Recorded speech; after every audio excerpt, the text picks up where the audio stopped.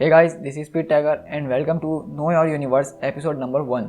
सो guys, ये मैंने एक नई सीरीज़ शुरू करी है जिसका नाम मैंने दिया है नो योर यूनिवर्स। तो इस सीरीज़ के अंदर बेसिकली होगा ये कि मार्वल यूनिवर्स के अंदर जो बहुत सारी मिस्ट्रीज़ वगैरह हैं, बहुत सारे कैरेक्टर्स वगैरह हैं, उनको मैं इस सीरीज़ के अंदर अपने एक्सप्लेन किया करूँगा। जैसे कि आपको लिविंग ट्राइब्यूनल के बारे में पता होगा, इटर्निटी के बारे में पता होगा, लेकिन उनका ओरिजिन, उनकी पावर्स वगैरह ये सब चीज़ें नहीं पता होंगी। तो ये सीरीज़ मैंने इसलिए बनाई है ताकि मैं मार्वल की कॉस्मिक साइड या फिर मार्वल के अंदर जो मिस्ट्रीज़ हैं उनको सॉल्व करने के लिए मैं इस सीरीज़ के अंदर वीडियोस बनाया करूँगा।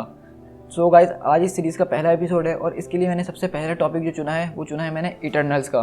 तो मार्वल कॉमिक्स के अंदर म्यूटेंट्स हैं, इंसान हैं, सुपर पावर्ड लोग हैं और एलियंस हैं, स्क्रल है, क्री है, लेकिन इनके साथ साथ जो एक बहुत ज़बरदस्त रेस है वो है इटर्नल्स की रेस। तो इटर्नल्स जो है बेसिकली इतने ज़्यादा मशहूर नहीं है मार्वल कॉमिक्स के अंदर। अगर आपने अभी कॉमिक्स नए नए पढ़ना शुरू करे हैं तो मेरे ख्याल से आपने पहली बार इटर्नल्स का नाम सुना होगा। और अगर आप बहुत ज़्यादा कॉमिक बुक फ़ैन हैं तो शायद आपने एक दो बार इटर्नल्स का अपीयरेंस कहीं देखा हो या उनके बारे में कहीं पढ़ा हो या सुना हो। तो मैंने सोचा कि अब जब हम म्यूटेंट्स, सुपर पावर्ड लोग, थॉर, ओलंपियन गॉड्स वगैरह सबको कवर कर चुके हैं, तो अब मुझे लगता है कि मुझे आप लोगों को इटर्नल्स के बारे में कुछ बता देना चाहिए, क्योंकि अब जो आगे जाके कॉमिक बुक सीरीज़ आने वाली है मेरे चैनल पे, उसके अंदर इटर्नल्स का इंटरेक्शन होगा। जब आपको पता ही नहीं होगा कि ये इटर्नल्स कौन है, कहाँ से आए हैं और कैसे आए हैं, तो फिर आपको मज़ा भी नहीं आएगा उस सीरीज़ को देखने में। तो बेसिकली इसके अंदर मैं इटर्नल्स का बहुत ज़बरदस्त तरीके से आपको पुराना ओरिजिन सुनाने वाला हूँ और इसका ओरिजिन ढूंढने के लिए मैंने बहुत ज़्यादा रिसर्च करी है और जिन कॉमिक्स के अंदर इसका ओरिजिन था उन कॉमिक्स को ढूंढने में मुझे बहुत मेहनत लगी है। सो गाइस, मैं आप लोगों से यही चाहूँगा कि मेरी इस वीडियो को आप लोग बिल्कुल आखिर तक देखिएगा। हो सकता है ये वीडियो थोड़ी लंबी हो जाए क्योंकि इसके अंदर मैं कंप्लीट ओरिजिन दूंगा इटर्नल्स की पूरी रेस का, और मुझे पूरी उम्मीद है कि आपको ये वीडियो मेरी ज़रूर पसंद आएगी। सो गाइस, चलिए हम पहले अपना इटर्नल्स का ओरिजिन शुरू करते हैं, उसके बाद आखिर में कुछ डिस्कशन करेंगे।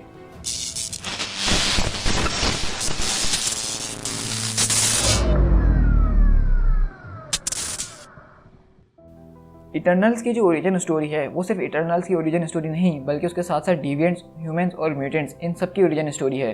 तो इसलिए ये जो मार्वल कॉमिक्स का पार्ट है ये बहुत ज़रूरी है।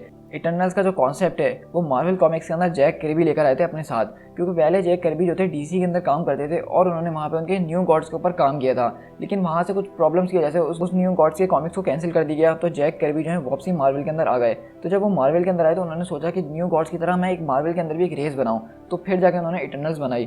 तो आप कह सकते हैं कि ये काफ़ी हद तक डीसी की जो न्यू गॉड्स है उससे सिमिलर करते हैं। जो है जैक कर्बी के साथ स्टैन ली भी साथ मिल गए और उन लोगों ने ये एक शानदार स्टोरी लिखी। तो बेसिकली इसका ओरिजिन इटर्नल्स का कुछ इस तरह से है कि 1 मिलियन ईयर्स अगो सेलेस्टियल जो थे हमारी दुनिया पे फर्स्ट टाइम आए थे। अब सेलेस्टियल्स कौन है ये तो आपको ज़रूर पता होगा, लेकिन आप फिक्र नहीं करिएगा, अभी मैं सिर्फ सेलेस्टियल को ऊपर से ही हाथ लगाऊंगा। मैं सेलेस्टियल के ऊपर एक पूरी कंप्लीट वीडियो फ्यूचर में ज़रूर बनाऊंगा। लेकिन आप समझ लीजिए कि सेलेस्टियल जो है एक तरह के स्पेस गॉड्स हैं और वो बहुत ज़्यादा पावरफुल बींग्स हैं। उनको कभी कभार कॉस्मिक एंटिटीज़ से भी कंपेयर किया जाता है, तो ये माइंड में रखिएगा बात। तो हम देखते हैं कि सेलेस्टियल जो हैं 1 मिलियन ईयर्स अगो अर्थ पर आते हैं और उस वक्त जो है अर्थ के ऊपर इंसान नहीं होते हैं, बल्कि उस वक्त सिर्फ एप्स घूम रहे होते हैं। और उनको पता था सेलेस्टियल को कि इस रेस के अंदर जो है बहुत ज़्यादा पोटेंशियल है, ये बहुत जल्दी इवॉल्व कर जाएगी। तो हमने देखा सेलेस्टियल ने जो है दुनिया पे से कुछ प्रोटो ह्यूमंस उठाए, यानी कि उन एप्स को उठाया और उनको अपनी शिप्स के अंदर ले गए और उनके ऊपर एक्सपेरिमेंट्स करे। और कुछ हफ्तों के एक्सपेरिमेंट्स के बाद जब उन्होंने अपना प्रोडक्ट सामने निकाला तो वो कुछ इस तरह से निकला कि उन्होंने जो एक रेस एप्स की उठाई थी, अब उसके अंदर से 3 अलग अलग रेसेस बन चुकी थी। और सबसे पहली जो रेस बनी थी उसको बनाया था सेलेस्टियल, जिसका नाम था ज़ीरोन द टेस्टर, और उसने जो रेस बनाई थी उसका नाम था डिविएंट्स। और ये जो थे बहुत अजीब से थे, इनकी शक्लें जो थी बहुत मॉन्स्टर्स टाइप की थी, इनकी पावर्स भी बहुत ज़्यादा ख़तरनाक थी और एक साइज़ में बहुत ज़्यादा बड़े होते थे। और इनकी जो एक ख़ास बात थी वो ये थी कि इनकी पॉपुलेशन बहुत जल्दी और तेज़ी से बढ़ती थी और इनकी जो पॉपुलेशन है वो बहुत ज़्यादा स्पीड से बढ़ती थी। और ये इनके दरमियान प्यार, मोहब्बत, इस तरह के जज्बात होते ही नहीं थे। ये सिर्फ मार धाड़ और वार में बहुत ज़्यादा यकीन रखते थे। और इसके साथ साथ दूसरा जो सेलेस्टियल था जिसने एक्सपेरिमेंट करा था उसका नाम था नज़ार द कैलकुलेटर, और उसने जो रेस बनाई उसने उसका नाम दिया इटर्नल्स। इटर्नल्स समझ लीजिए कि मॉडर्न डे ह्यूमन है, बस उनको बहुत ज़्यादा पॉलिश कर दिया है और उनको यानी कि एक गॉड लाइक पावर्स दे दी हैं। यानी कि कुछ इटर्नल्स ऐसे हैं जो कि तकरीबन कॉस्मिक एनर्जीज भी इस्तेमाल कर सकते हैं, वो इतने ज़्यादा पावरफुल हैं। और इटर्नल्स को मार देना तकरीबन इम्पॉसिबल सी बात थी। लेकिन इनका जो एक बहुत बड़ा ड्रॉबैक था वो ये था कि इटर्नल्स जो हैं इतने ज़्यादा ताकतवर तो थे, लेकिन उनकी पॉपुलेशन इतनी ज़्यादा स्पीड से नहीं बढ़ती थी जितनी इटर्नल्स की बढ़ रही थी। तो जो है दुनिया के नीचे जाने का फैसला करा, मतलब इनर डेप्थ्स के अंदर उन्होंने सोचा कि अब हम अपना किंगडम वहाँ पर बनाएंगे और अपने वेपन्स वगैरह वहाँ पर बनाएंगे। और इसी के साथ इटर्नल्स जो थे उन्होंने बोला कि हम जो है आसमानों की तरफ और पहाड़ों की तरफ जाके रहेंगे। तो इस तरह इटर्नल्स और डिविएंट्स अपने अपने रास्ते निकल गए। लेकिन जो तीसरी रेस थी वो तकरीबन कोई ख़ास बात नहीं थी उसमें, वो सिर्फ एक ह्यूमन रेस थी। यानी कि जैसे आज हमें, उन्होंने उस वक्त वो ह्यूमंस बनाए थे उन बंदरों के ज़रिए, उन एप्स के ज़रिए। तो मतलब मार्वल यूनिवर्स में एवोल्यूशन का जो जरिया है वो उन्होंने ये बताया है कि वो एप्स के ऊपर जो है सेलेस्टियल्स ने आके एक्सपेरिमेंट करा था तो ह्यूमंस बने। लेकिन इन ह्यूमंस के अंदर खास बात ये थी कि अभी तो ये दिखने में बिल्कुल नॉर्मल थे, लेकिन सेलेस्टियल को पता था कि फ्यूचर में जाके यही जो ह्यूमंस हैं इनके अंदर हमने एक ऐसा लेटेंट जीन रखा है जो बाद में जाके एक्टिवेट होगा और उसके जरिए इनको बहुत सारी मुख्तलिफ किस्म की पावर्स वगैरह मिलेंगी और ये भी जो है इटर्नल्स और डेविएंट्स से कम नहीं रहेंगे। लेकिन अभी के लिए ये सिर्फ ह्यूमंस थे। तो मार्वल यूनिवर्स में एक यही वजह बताई जाती है कि म्यूटेंट्स क्यों हैं, मतलब ये वही ह्यूमंस हैं जिनके ऊपर सेलेस्टियल ने एक्सपेरिमेंट करा था और तकरीबन 1 मिलियन ईयर्स के बाद अब वो उनके जीन्स जो है एक्टिवेट होना शुरू हुए हैं, तो वो उनमें से म्यूटेंट्स पैदा होना शुरू हो गए। मतलब म्यूटेंट जो है आप पैदाइशी होते हैं, आपको पता नहीं है कि आप कौन म्यूटेंट है कौन नहीं है, लेकिन जिसके म्यूटेंट जीन्स एक्टिवेट करते हैं तो वो म्यूटेंट कहलाता है। और इसी की वजह से मुख्तलिफ लोग जो है मुख्तलिफ किस्म की पावर्स इस्तेमाल कर पाते हैं। इनकी पावर्स कुछ तरह से डिविएंट से भी सिमिलर होती है, कुछ की पावर्स होती हैं वो इटर्नल से सिमिलर होती हैं।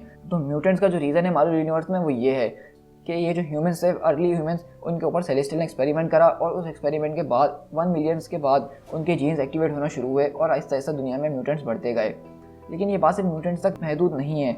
आपने सोचा होगा कि कभी कि स्पाइडरमैन को इस मकड़ी ने काटा तो ये मरा क्यों नहीं? अगर ये मकड़ी हमें रियल लाइफ में काटने तो हो सकता है हम मर जाएं, ना कि हमारे पास स्पाइडरमैन जैसी पावर्स आ जाएं। तो उसकी एक वजह ये भी थी कि ये जो ह्यूमंस हैं इनके ऊपर पहले सेलेस्टियल ने एक्सपेरिमेंट किया हुआ था, तो इसलिए जब इनको मकड़ी ने काटा तो ना कि वो मर जाए, उसके बजाय वो जो है एक सुपर पावर डेवलप कर लेते हैं। इसी तरह हम देखते हैं कॉमिक्स में कि हमने पढ़ा कि एक न्यूक्लियर चैम्बर के अंदर एक बहुत ज़बरदस्त ब्लास्ट हो गया और सारे लोग मर चुके हैं, लेकिन एक आदमी बच गया, उसके एटम्स जो हैं दोबारा से एक जगह आ गए और वो एक नई पावरफुल बीइंग बन गया। तो ये सब इसी वजह से होता है क्योंकि इनके ऊपर पहले एक्सपेरिमेंट हो चुका है। लेकिन जब इस तरह के लोगों के साथ एक्सीडेंट्स होते हैं जिसमें आम तौर पे लोग मर जाते हैं लेकिन कुछ लोग बच जाते हैं, तो ये वही लोग होते हैं जिनके अंदर वो जीन पाए जाते हैं जो कि सेलेस्टियल्स ने 1 मिलियन ईयर्स अगो डाले थे। तो यहाँ से मैं उम्मीद करता हूँ कि आपको ये तो समझ में आ गया होगा कि इटर्नल्स, डिविएंट्स और ह्यूमंस और म्यूटेंट्स इन सब का कनेक्शन एक ही है और वो है सेलेस्टियल्स। तो चलिए इस वीडियो के अंदर मैंने सिर्फ इटर्नल्स को समझाना है आपके साथ, तो अब मैं अपनी इटर्नल की स्टोरी कंटिन्यू करता हूँ कि इसके बाद इटर्नल्स के साथ क्या हुआ और किस तरह वो आगे बढ़ते गए। अब यहाँ से जो इटर्नल्स की नॉलेज है वो बहुत ज़्यादा बिखरी हुई है, मतलब वो बहुत सारे कॉमिक्स के अंदर है और बहुत सारे इश्यूज़ के अंदर और बहुत अलग अलग टाइम और डेट पे बताई गई है। लेकिन जो टाइमलाइन मुझे सही लग रही है इटर्नल्स की वो मैं आपके साथ अभी शेयर करने वाला हूँ, मतलब जिसमें मुझे लगता है कि ये इटर्नल्स के साथ क्रोनोलॉजिकली हुआ होगा, तो मैं वो टाइमलाइन आप लोग के साथ अभी शेयर करने वाला हूँ। और ये जो ओरिजिन मैं आपके साथ अभी शेयर कर रहा हूँ ये दरअसल व्हाट इफ कॉमिक्स के अंदर था, जो कि बहुत अर्ली कॉमिक्स है 1970s के। तो इसकी क्वालिटी के बारे में मैं आपसे पहले सॉरी कर लूँ क्योंकि मुझे ये कॉमिक्स मिले भी बहुत ज़्यादा मुश्किल से हैं। तो ये स्टोरी बेसिकली हमें द वॉचर है वो सुना रहा है कि जब इटर्नल्स आबाद होना शुरू हुए तो उन्होंने अपना नया शहर बनाने के बारे में सोचा और बहुत ज़्यादा मेहनत के बाद उन्होंने अपना एक नया शहर बनाया जिसका उन्होंने नाम दिया टाइटनोस। और उस शहर के अंदर 2 इटर्नल लीडर्स हुआ करते थे, एक का नाम क्रोनोस था, एक का नाम उरोनोस था। लेकिन क्रोनोस जो था वो चाहता था कि हम अपनी पीसफुल सोसाइटी बनाएं और हम पूरी दुनिया से अलग रहें और हम अपने काम से काम रखें। लेकिन दूसरी तरफ उरोनोस जो था वो बोलता था कि नहीं, हमारे पास इतनी ज़्यादा पावर है, हम इटर्नल्स हैं, हम दूसरी रेस से सुपीरियर हैं, हमें चाहिए कि हम उन सारी रेसेस पर राज करें, हम उनको अपने कदमों के नीचे रखें और हम सुप्रीम रहें। लेकिन क्रोनोस बोलता था कि नहीं, ऐसा नहीं हो सकता, हमारी जो पावर्स है वो सिर्फ हमारे लिए, हम किसी के ऊपर राज करने के लिए नहीं बने हैं और वैसे भी हमें भी किसी ने बनाया है, हमें यह बात नहीं भूलनी चाहिए कि हमें भी सेलेस्टियल्स ने बनाया है, हम सुप्रीम नहीं हो सकते हैं। तो इसी बात पर क्रोनोस और उरोनोस के बीच में बहुत ज़बरदस्त लड़ाई हो गई और उन्होंने फैसला करा कि अब इस बात का फैसला जो है जंग से होगा। और एक तरफ उरोनोस के सपोर्टर और एक तरफ क्रोनोस के सपोर्टर दोनों आपस में लड़ना शुरू हो गए और जो सिटी अभी नई नई बनी थी टाइटनोस वो तकरीबन इस हमले में बर्बाद हो गई और दोनों तरफ से बहुत ज़्यादा इटर्नल्स मारे गए। और ये एक बहुत बड़ा लॉस था क्योंकि इटर्नल्स वैसे ही बहुत मुश्किल से पैदा होते थे क्योंकि उनकी पॉपुलेशन ग्रोथ रेट जो था वो बहुत ज़्यादा स्लो था डिविएंट्स के मुकाबले। और यहाँ पे उन्होंने अपनी एक सिविल वॉर के अंदर अपने इतने सारे इटर्नल्स खो दिए, साथ साथ एक नई बनी हुई सिटी को भी खो दिया। लेकिन एंड में होता यही है कि सारे लोग मर रहे होते हैं, तब जाके उरोनोस और क्रोनोस को ख्याल आता है कि हमारे लोग क्यों मरें, अगर ये डिफरेंसेस हम दोनों के बीच में हैं तो इन डिफरेंसेस को हम दोनों आपस में मिलकर लड़के ख़त्म करेंगे। तो ये दोनों फिर सिंगल कॉम्बैट के अंदर आते हैं, जो कि इनको पहले ही कर लेना चाहिए था मेरे हिसाब से, लेकिन क्या बोल सकते हैं, इंटरनल्स है ना ये। तो हम देखते हैं फिर उरोनोस क्रोनोस की लड़ाई होती है और उस लड़ाई के अंदर उरोनोस हार जाता है और क्रोनोस जीत जाता है और बोलता है कि देखा मेरे भाई, मैंने बोला था कि हर चीज़ जंग से नहीं जीती जाती है, हमें पीसफुल रहना चाहिए, जबकि इसके लिए उसने भी खुद जंग ही करी है। तो ये काफ़ी लेम एक्सक्यूज़ था मार्वल कॉमिक्स में इस जंग को ख़त्म करने के लिए, लेकिन कोई बात नहीं, ये बहुत अर्ली कॉमिक्स है तो हमें बस इससे एक अंदाज़ा लगाना है। तो उसके बाद होता यह है कि क्रोनोस जो है उरोनोस और उसके जितने साथी जो उसकी मदद कर रहे थे, तकरीबन 2 दर्जन लोग यानी 24 आदमी उसके साथ और थे, जिनको क्रोनोस जो है स्पेस के अंदर भेज देता है इस सज़ा के तौर पे, यानी कि अब वो अर्थ के ऊपर नहीं रह सकते हैं और अब वो ज़िंदगी भर जो है स्पेस के अंदर ही घूमते रहेंगे। और इस तरह हम देखते हैं कि क्रोनोस अपने लोगों से वादा करता है कि आज के बाद इस ज़मीन के ऊपर कोई लड़ाई नहीं होगी, हम सब भाई हैं और भाइयों की तरह रहेंगे, और जो कोई भी वॉर के बारे में बात करेगा उसको भी हम इसी तरह से एग्जाइल कर देंगे। कि उसके बाद होता है कि टाइटेनोस सिटी दोबारा से रीबिल्ड होती है और क्रोनोस उसको बहुत अच्छे तरीके से चला रहा होता है और अपने लोगों का अच्छी तरह से ख्याल भी रख रहा होता है। लेकिन वो एक दिन अपने लैब के अंदर एक्सपेरिमेंट कर रहा होता है, क्योंकि क्रोनोस जो था एक बहुत ज़बरदस्त साइंटिस्ट भी था। उसकी जो समझ लीजिए इटरनल पावर्स थी वो उसका ब्रेन था, उसका ब्रेन बहुत ज़्यादा तेज़ चलता था और वो नए नए एक्सपेरिमेंट्स करता रहता था। तो वो एक दिन अपने लेबॉर्ट्री के अंदर एक टेस्ट ट्यूब के अंदर एक ऐसा एलिमेंट बना लेता है जो कि उसके मुताबिक ऐसी चीज़ थी जो कि उसको इमोर्टलिटी दे सकता है, मतलब वो इमोर्टल बन सकता है। बेसिकली इटरनल जो थे बहुत ज़्यादा पावरफुल थे, उनकी लाइफ जो थी बहुत ज़्यादा लंबी हुआ करती थी, थाउजेंड ऑफ ईयर्स की हुआ करती थी, लेकिन वो इमोर्टल नहीं थे, वो फिर भी मारे जा सकते थे। लेकिन इस इटरनल यानी क्रोनोस ने ये डेवलप कर लिया था ऐसा फार्मूला जिसके ज़रिए उसने जो है इमोर्टलिटी हासिल कर ली थी। लेकिन उस एनर्जी को वो अपने पर टेस्ट कर पाता या किसी और इटरनल पर टेस्ट कर पाता, तभी वो टेस्ट ट्यूब फट गई। मतलब इस टेस्ट ट्यूब के अंदर जो भी मटेरियल था वो टेस्ट ट्यूब उसको संभाल नहीं पाई, और हम देखते हैं कि वहाँ पर जो है एक बहुत बड़ा धमाका हो जाता है, जिसकी वजह से पूरी की पूरी टाइटेनोस सिटी दोबारा से तबाह हो जाती है और क्रोनोस का नामो निशान मिट जाता है इस दुनिया से। लेकिन हमें पता चलता है कि क्रोनोस जो है इस दुनिया से तो मिट गया होता है, उसकी बॉडी ख़त्म हो गई होती है, लेकिन उसका जो सेंटिएंट है अब वो इस यूनिवर्स के साथ जुड़ गया होता है और एक तरह का वो कॉस्मिक एंटिटी बन गया होता है। फिर यहाँ से हम देखते हैं कि यहाँ पे जो उरोनोस था उसके दो बच्चे थे, एक का नाम अलार्स था, एक का नाम ज़ूरस था।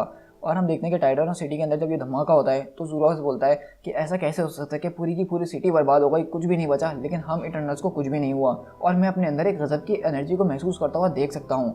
और हम देखते हैं कि ज़ूरस और अलार्स पता लगाने की कोशिश करते हैं आखिरकार ये हो क्या रहा है, और उनका अंदाज़ा जाता है कि फादर के लैब से ये धमाका आया था, तो हो सकता है हमें वहीं जाके देखना चाहिए। और वो दोनों भाई जाते हैं अपने फादर के लैब के अंदर, जहाँ देखते हैं कि पूरा लैब बिखरा पड़ा हुआ है और उनके फादर का कोई नामो निशान नहीं है। लेकिन अचानक तभी उस एटमॉस्फेयर के अंदर एक अजीब सी शक्ल अपीयर होती है जो कि उनके फादर की होती है, यानी क्रोनोस की। और वो बताते हैं कि एक एक्सीडेंट के दौरान जो है मैंने अपनी बॉडी खो दी है, लेकिन मेरी सेंटियंस, मेरी एसेंस जो है अभी भी इस यूनिवर्स के अंदर जिंदा है। और मैं तुम लोगों को सिर्फ यही बताना चाहता हूँ कि मैंने तुम लोगों को बचपन से अब तक बहुत अच्छी तरीके से पाला है, बड़ा किया है। और वो ये भी बताता है कि पास्ट के अंदर मेरा एक भाई हुआ करता था जिसका नाम उरोनोस था, और हम दोनों के बीच में लड़ाई हो गई थी जिसकी वजह से उसको मैंने प्लेनेट से निकाल दिया था। लेकिन मैं नहीं चाहता कि अब इस दुनिया में दोबारा से लड़ाई हो और हमारे लोगों को फिर से बहुत सारी मुश्किलों का सामना करना पड़े। तो इसलिए मैं चाहता हूँ कि अब तुम दोनों में से कोई एक यहाँ का राजा बन जाए और मेरे लोगों को उसी रास्ते पे चलाए जिस रास्ते पे मैं चला रहा था, और मुझसे एक वादा करो कि आज के बाद तुम लोग कभी भी एक दूसरे से लड़ोगे नहीं। तो उनके बच्चे इस तरह से एक दूसरे से वादा करते हैं, और क्रोनोस उस वक्त रिवील करता है कि वो जो पार्टिकल मैंने बनाया था अपनी इमोर्टलिटी के लिए, वो दरअसल उस टेस्ट ट्यूब के अंदर से बाहर निकल गया। मतलब वो टेस्ट ट्यूब उसको संभाल नहीं पाई, लेकिन इसकी वजह से फ़ायदा ये हुआ हमारी सिटी तो बर्बाद हो गई, लेकिन अब जो इटर्नल्स हैं वो वाकई में इटर्नल्स बन चुके हैं।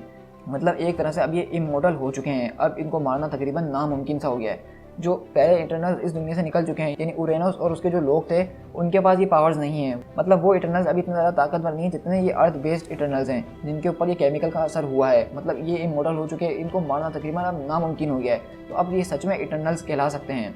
उसके बाद हम देखते हैं कि ये दोनों भाई जो हैं स्टेडियम में जाते हैं और वहाँ की जितने भी इटर्नल्स होते हैं उन सबको बताते हैं कि किस तरह से उनके फादर जा चुके हैं और अब इन दोनों में से किसी एक को फैसला करना होगा कि कौन बने। तो वहीं पर लार्स बोलता है कि उससे पहले हमें जो है अपनी एक कल्चरल रस्म पूरी करनी है, जिसमें हम देखते हैं कि सारे इटर्नल्स अपनी जगह से खड़े होते हैं, यानी उड़ने लगते हैं और एक सर्कल के अंदर जो है गोल गोल घूमने लगते हैं। ये इनका एक तरह का ट्रिब्यूट देने का तरीका है जो ये अपने बादशाह यानी क्रोनोस को दे रहे थे। और वहीं पे हम देखते हैं कि बीच में अलार्स और ज़ूरस दोनों खड़े होते हैं, लेकिन जब ये लोग घूम रहे होते हैं तो अलार्स और ज़ूरस जो है एक तरह की फ्लेमिंग आग में बदल जाते हैं, और वो आग एक आम आग नहीं बल्कि एक कॉस्मिक आग होती है। और हम देखते हैं कि जब वो आग जलती है तो उसके अंदर जितने इटर्नल्स होते हैं सब खींचे चले जाते हैं और वो इटर्नल्स मिलके एक यूनिमाइंड बनाते हैं। और ये एक कॉन्सेप्ट है जो इटर्नल्स के कॉमिक्स में बहुत बार बार आपको देखने में मिलेगा। यूनिमाइंड का कॉन्सेप्ट ये है कि जितने भी इटर्नल्स होते हैं वो आपस में एक साथ जुड़ जाते हैं और एक पर्सन बन जाते हैं। इस तरह वो सबका दिमाग जो है एक साथ इस्तेमाल कर सकते हैं और जो इन्फॉर्मेशन वो देख रहे होते हैं वो सबको मिल रही होती है। तो इस तरह हम देखते हैं कि ये यूनिमाइंड बनता है और फिर ये यूनिमाइंड वापसी टूट भी जाता है, जिसकी वजह से इटर्नल्स वापसी बाहर आ जाते हैं, ज़ूरस और अलार्स बाहर आ जाते हैं। और हमें ज़ूरस बताता है कि जब ये लोग यूनिमाइंड बने तो इन लोगों ने सब कुछ देख लिया जो सबके दिमाग में था, और उसके मुताबिक ये फैसला होता है कि ज़ूरस जो है यहाँ का नया बादशाह बनेगा।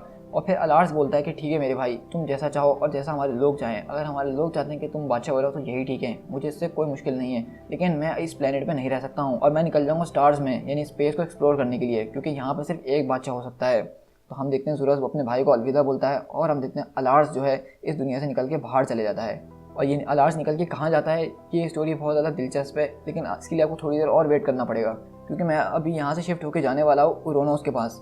मतलब वो वाले इटर्नल जिनको पहले क्रोनोस ने इस दुनिया से बाहर निकाला था और वो स्पेस में घूम रहे हैं। तो अब हमें देखना ये कि वो लोग कहाँ जाके रुकेंगे और उनके साथ हुआ क्या, क्योंकि ये सवाल भी आपके दिमाग में आ ही रहा होगा। हम देखते हैं अर्थ से बाहर एक एनर्जी टाइप चीज़ घूम रही होती है, लेकिन हमें पता चलता है कि दरअसल वही इटर्नल्स हैं। इसमें उरोनोस और उसके साथ 24 लोग और भी हैं, लेकिन क्रोनोस ने इनको एक इस तरह की एनर्जी में बंद कर दिया कि एंड ऑफ द टाइम तक के लिए एक साथ मिल चुके हैं, आपस में चिपक चुके हैं और इस तरह ये स्पेस में घूमते रहेंगे। और हम देखते हैं इस तरह ये जो इटर्नल्स होते हैं ये घूमते घूमते अर्थ के बाद जो 7th प्लेनेट होता है उसके पास पहुंचते हैं, और उस प्लेनेट का नाम यूरेनस होता है, जो कि आपने मेरे ख्याल में पढ़ा ही होगा अपनी साइंस की बुक्स में। तो हम देखते हैं इस प्लेनेट के पास आते हैं और इस प्लेनेट के ऊपर इनको कोई एनर्जी, कोई लाइफ साइन नहीं नज़र आता है, लेकिन उनको एक डूम बना हुआ नज़र आता है जो कि गोल्डन डूम होता है, और ऐसा लगता है कि उसके अंदर कुछ पॉपुलेशन वगैरह है। तो वो इटर्नल फैसला करते हैं, जिसमें से एक इटर्नल जिसके पास पावर होती है कि ग्रेविटी को कंट्रोल करने की, तो वो इस सारी एनर्जी को कंट्रोल करती है इटर्नल की, और उस डूम के अंदर जाकर क्रैश कर जाती है। और हम देखते हैं वहाँ पर क्रैश करने की वजह से ये एनर्जी दोबारा डिस्प्लेस हो जाती है, मतलब जो इटर्नल्स एक साथ जुड़ चुके थे वो दोबारा से अलग हो जाते हैं। और हम देखते हैं यहाँ पे जो बहुत सारे इटर्नल्स आके जो हैं यूरेनस के लीडरशिप में होते हैं, लेकिन एक इटर्नल जिसका नाम एस्ट्रन होता है वो ये बोल रहा होता है कि मैंने यहाँ के बहुत बड़ी गलती कर दी, मुझे यूरेनस के साथ पहले ही नहीं आना चाहिए था, इसने हम सबको बर्बाद कर दिया, हमें अपने घर से निकलवा दिया है, अब हम कहीं के नहीं रहे। तो वहीं पर यूरेनस बोलता है कि ये हमारा घर हो सकता है, यहाँ पर कोई भी नहीं है। तो वहाँ पर कुछ इटर्नल्स बोलते हैं कि यहाँ पे ये जो सोसाइटी बनी हुई है, ये डोम बना हुआ है, ये ज़रूर किसी ना किसी ने तो बनाया होगा ना, तो ऐसा नहीं हो सकता कि हम यहाँ पे आके फ़ौरन कब्जा कर लें। तो यूरेनस बोलता है कि हाँ, हम ऐसे कब्जा नहीं कर सकते, लेकिन हम यहाँ पे जंग करेंगे क्योंकि हम हैं सुप्रीम। और हम देखते हैं यूरेनस का अभी भी वही दिमाग चल रहा था जो कि उसका अर्थ पे चल रहा था कि हम जंग करेंगे और यहाँ पे जीत जाएंगे। लेकिन हम तभी यहाँ पे एक बहुत ज़बरदस्त और मज़ेदार चीज़ देखते हैं, और वो ये है कि यहाँ पे की रेस का जो है एक रोबोट खड़ा हुआ होता है जिसका नाम सेंट्री नंबर 213 होता है, और वो अपनी पहचान बताता है कि मैं एक क्री का बनाया हुआ रोबोट हूँ, और जिस जगह पे आप घूम रहे हैं ये क्री का जो है वेपन स्टेशन है, मतलब क्री जो है अपने वेपन्स वगैरह को यहाँ पे लाके रखती है। तो यहाँ से हमें एक बहुत ज़बरदस्त बात पता चली कि क्री का ओरिजिन काफ़ी ज़्यादा पुराना है, मतलब इटर्नल से भी पुराना, कि इस वक्त जो है क्री इतनी ज़्यादा डेवलप हो चुकी है कि उसने अपने दूसरे प्लेनेट के ऊपर वेपन स्टेशन बनाए हुए हैं। तो क्री रेस जो है ह्यूमन रेस से बहुत ज़्यादा पुरानी है। और हम देखते हैं कि अभी भी जो है एस्ट्रन उसको रोकने की कोशिश कर रहा होता है कि ये एक बहुत ज़बरदस्त टेक्नोलॉजी लग रही है, ये तो एक किस्म का ह्यूमन लग रहा है जो कि आर्मर पहना हुआ है, हमें इससे बात करनी चाहिए, हमें इससे कुछ पूछना चाहिए। लेकिन दूसरे यूरेनस जो कि जंग का प्यासा था वो बोलता है कि नहीं, हम कोई बात नहीं करने वाले, और वो सब लोगों को बोलता है कि इसके ऊपर अटैक कर दो। और हम इस तरह देखते हैं कि वो जो यूरेनस के इटर्नल्स होते हैं वो इस सेंट्री के ऊपर अटैक कर देते हैं। लेकिन ये सेंट्री कोई आम सेंट्री नहीं होता, ये क्री का बहुत ज़बरदस्त रोबोट है, तो वो भी इनके ऊपर काफ़ी भारी पड़ रहा होता है। और ये इटर्नल्स इतने ज़्यादा पावरफुल भी नहीं जितने अर्थ बेस्ड इटर्नल्स हैं, क्योंकि वो अब इमोर्टल हो चुके हैं, उनकी पावर्स इन्हेंस हो चुकी हैं। लेकिन फिर भी ये इटर्नल्स आपस में मिलते हैं और अपनी कॉस्मिक पावर इस्तेमाल करके उस सेंट्री का सर उसके धड़ से अलग कर देते हैं, और वो वहीं पे गिर जाता है। और यहीं पर हम देखते हैं यूरेनस बोलता है कि अब हम यहाँ पे राज करेंगे, हमने इस सेंट्री को गिरा दिया है, मतलब अब ये जगह हमारी हो गई है। यूरेनस जो है वो सुप्रीम है, और वो बोलता है कि यहाँ के जितनी भी चीज़ें हैं, यहाँ के जितने भी वेपन स्टेशन वगैरह सबको छानबीन करो, जो हमारे हाथ लगे उसको उठा लो। लेकिन हम दूसरी तरफ देखते हैं क्री एम्पायर के अंदर रोनन जो होता है, रोनन द एक्यूजर, उनको ये पता चलता है कि क्री का जो सेंट्री है नंबर 213 वो अभी भी गिर गया है, वो रिस्पॉन्ड नहीं कर रहा है, और वहाँ पे उनका एक बहुत ज़बरदस्त वेपन स्टेशन है। तो रोनन बोलता है कि हमें अपनी पूरी की पूरी फ्लीट लेके वहाँ पे पहुँचना चाहिए, क्योंकि हो सकता है वहाँ पे हमारा बहुत पुराना दुश्मन स्क्रल पहुँच गया हो और उसने हमारे वेपन्स को डिस्कवर कर लिया हो। तो हमें अगर स्क्रल से लड़ना है तो हमें अपनी पूरी की पूरी फ्लीट ले जानी होगी, और वहाँ पे जो कुछ भी होगा हम उसको इनहाइलेट करके रख देंगे। इसी तरह हम देखते हैं एस्ट्रन जो इटर्नल होता है वो उस क्री सेंट्री के पास आगे खड़ा होता है और बोलता है कि हमने अपनी पावर्स को वेस्ट कर दिया, ये एक बहुत ज़बरदस्त पोटेंशियल हो सकता था, हमें इससे बात करनी चाहिए थी, ना कि हमें इसको इस तरह से मार देना चाहिए था। और वो बेसिकली अफसोस कर रहा होता है। लेकिन उसके साथ की एक लड़की होती है इटर्नल, वो बोलती है कि अब जो हुआ वो हुआ, हमें अपसेट होने की ज़रूरत नहीं है, और वैसे भी हम यहाँ पे जो है बहुत किस्म के वेपन्स वगैरह देख सकते हैं। और हम देखेंगे उस इटर्नल के हाथ में बैंड्स होते हैं, और वो ला के दिखाती है कि ये किस तरह के ब्रेसलेट्स हैं और इनसे क्या हो सकता है और इनसे क्या पावर इस्तेमाल की जाती है, ये हमें नहीं पता। तो मैं बेसिकली बता दूं कि इसके हाथ में जो ये बैंड्स हैं ये क्वांटम बैंड्स हैं, और ये कोई आम चीज़ नहीं है, ये बहुत ज़्यादा खतरनाक और पावरफुल वेपन है। क्वांटम बैंड्स ही वो बैंड्स हैं जो कि क्वाज़ार को इतना ज़बरदस्त और पावरफुल हीरो बनाते हैं, और इसका कनेक्शन एक कॉस्मिक एंटिटी इयॉन से है। इयॉन ने ये बैंड्स बनाए थे और उसके लिए वो अपना सक्सेसर चूज़ करता है, और इस वक्त जो क्वाज़ार है उसके पास इस तरह के बैंड्स हैं। लेकिन हम देख सकते हैं कि इतने सालों पहले, मिलियंस ऑफ ईयर्स अगो, क्री के पास क्वांटम बैंड्स हुआ करते थे।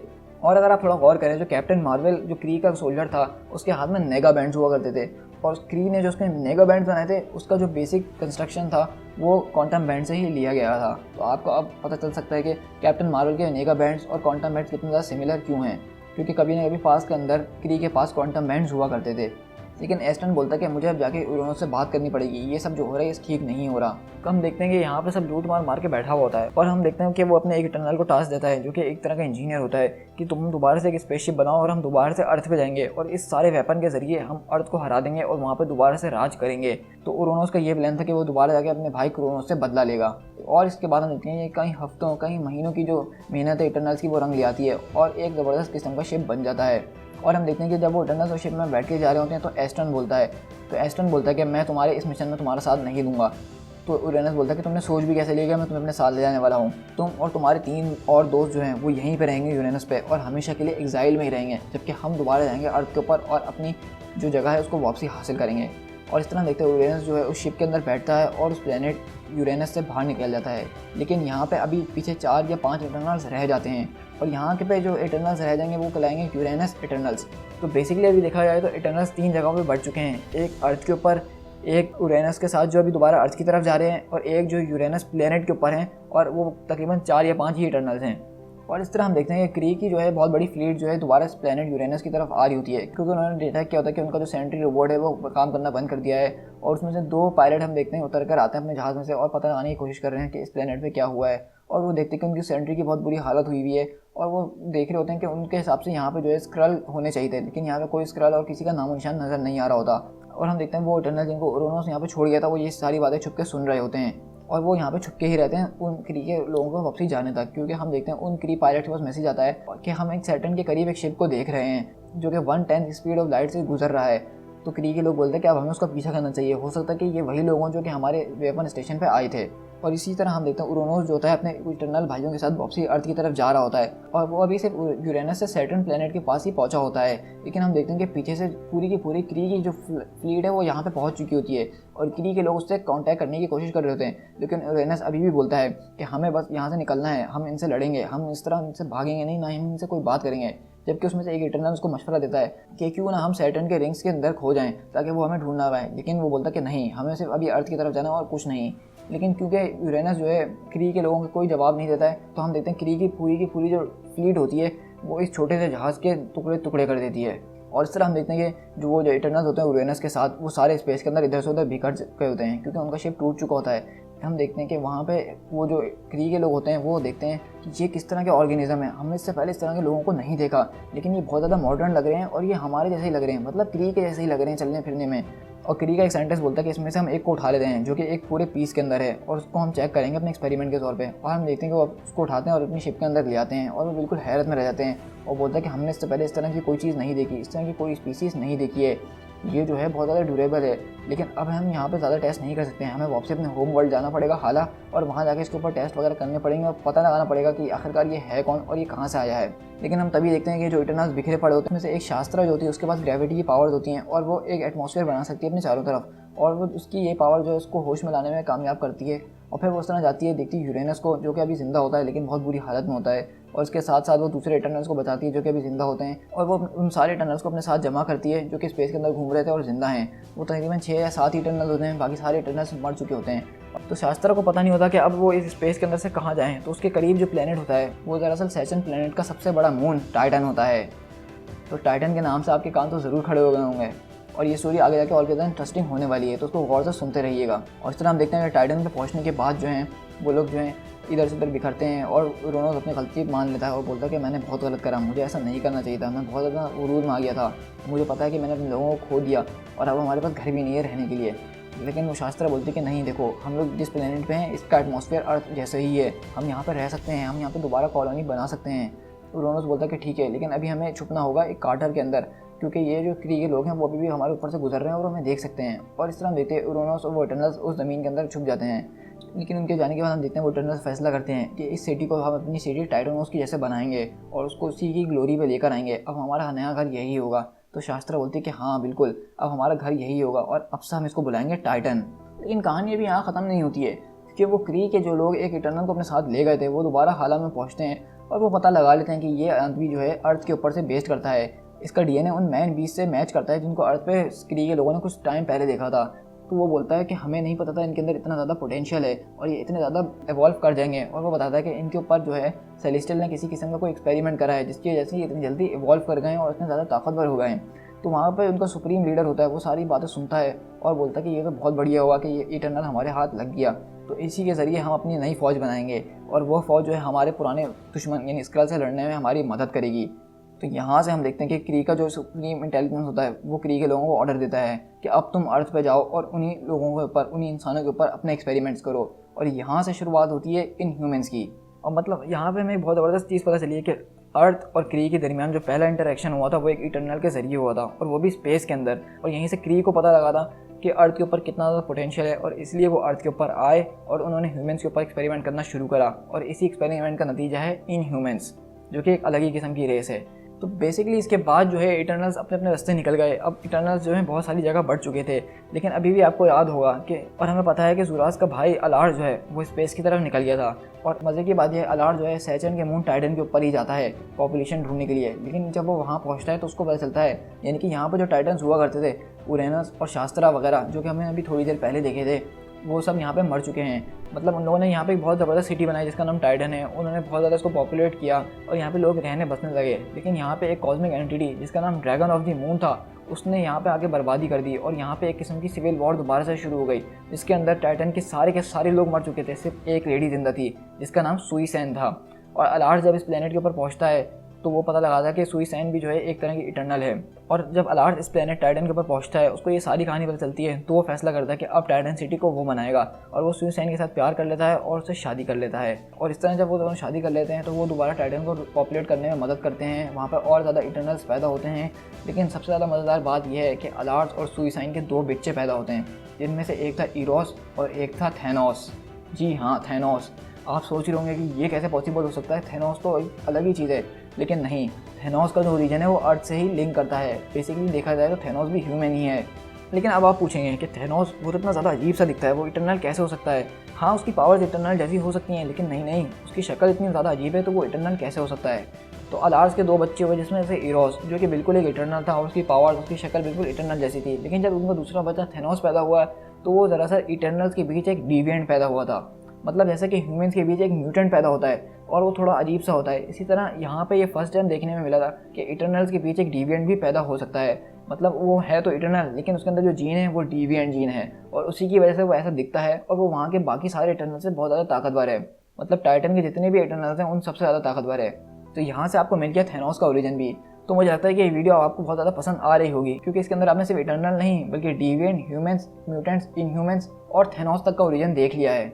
अब हमारे पास जो बेसिकली यहाँ पे जो स्टोरी हमारी ख़त्म होती है, तो अब हमारे पास 3 या 4 किस्म के इटर्नल्स आ गए हैं। तो चलिए हम मिलकर काउंट करते हैं। तो सबसे पहले जो इटर्नल हैं वो अर्थ के ऊपर हैं, जिसको ज़ूरस जो है लीड कर रहा है, और वो एक तरह से इमोर्टल हो चुके हैं। और उन लोगों ने जो है बेसिकली अर्थ के ऊपर 3 ठिकाने बनाए हैं। एक उन्होंने ओलंपस माउंटेन के ऊपर बनाया है, जहाँ पे ओलंपियन गॉड्स वगैरह भी रहा करते हैं। और एक उन्होंने ठिकाना बनाया है ओशन के अंदर, जिसका नाम उन्होंने ओशियाना रखा है। और उन्होंने एक साइबेरिया के अंदर होम बनाया है, जिसका नाम मुझे सही से याद नहीं है। तो बेसिकली इटर्नल्स जो है 3 जगहों पर रहते हैं अर्थ के ऊपर। और दूसरी तरफ हम नजर आ रहे हैं डिविएंट्स के ऊपर।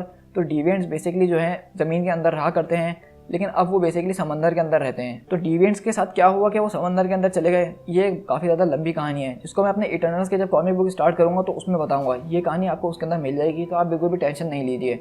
और हम यहाँ से शिफ्ट होते हैं उस प्लेनेट के ऊपर, यूरेनस के ऊपर, जहाँ पे वो कुछ इटर्नल्स वहाँ पे रह गए थे, जिसको यूरेनस जो है छोड़ के चले जाता है अपने पीछे। तो यहाँ पे ये 2 इटर्नल्स हो गए, जो कि एक अर्थ पे, एक यूरेनस पे, और तीसरे इटर्नल्स वो हैं जो कि टाइटन पे रहते हैं।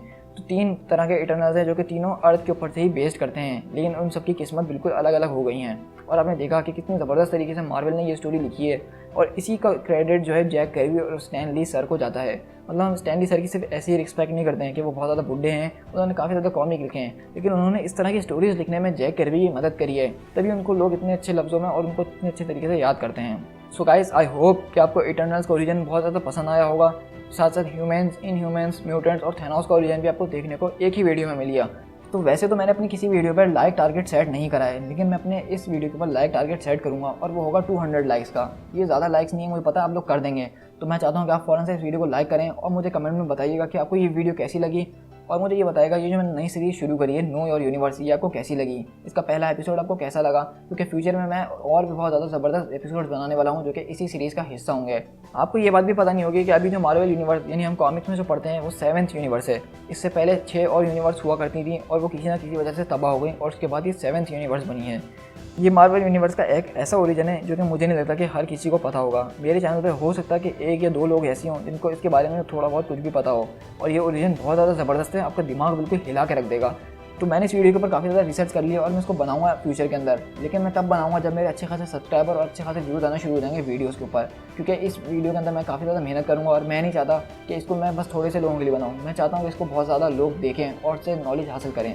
मैंने अपनी इस नो और यूनिवर्स के एपिसोड में पहला एपिसोड इटर्नल्स का इसलिए भी रखा क्योंकि अभी सुनने में आ रहा है कि मार्वल यूनिवर्स यानी कि मार्वल सिनेमैटिक यूनिवर्स जो है इटर्नल्स की एक मूवी बनाने वाला है और हो सकता है कि उसकी स्टोरी बिल्कुल इस जैसी हो। तो मैंने कहा क्यों ना आपको एक कॉमिक बुक ओरिजिन बता दी जाए, ताकि जब इटर्नल्स की मूवी आए तो आपको उसके बारे में कम से कम कुछ ना कुछ तो पता ही हो। तो इसलिए मैं चाहता हूँ कि आप मेरा जल्दी से ये लाइक टारगेट पूरा कर दीजिए जो कि 200 लाइक्स है, और इस वीडियो को अपने दोस्तों से ज़्यादा शेयर करें ताकि वो भी देख सकें। और अगर आप मेरे चैनल पर फर्स्ट टाइम आएँ तो प्लीज़ मेरे चैनल को सब्सक्राइब कीजिएगा और बेल आइकन दबा लीजिएगा। मैं इस तरह की ऑसम वीडियोज़ अपने चैनल के ऊपर अपलोड करता रहता हूँ। सो गाइस, मिलते हैं अपनी नेक्स्ट वीडियो में किसी और कॉमिक बुक के साथ। Till then, thank you so much.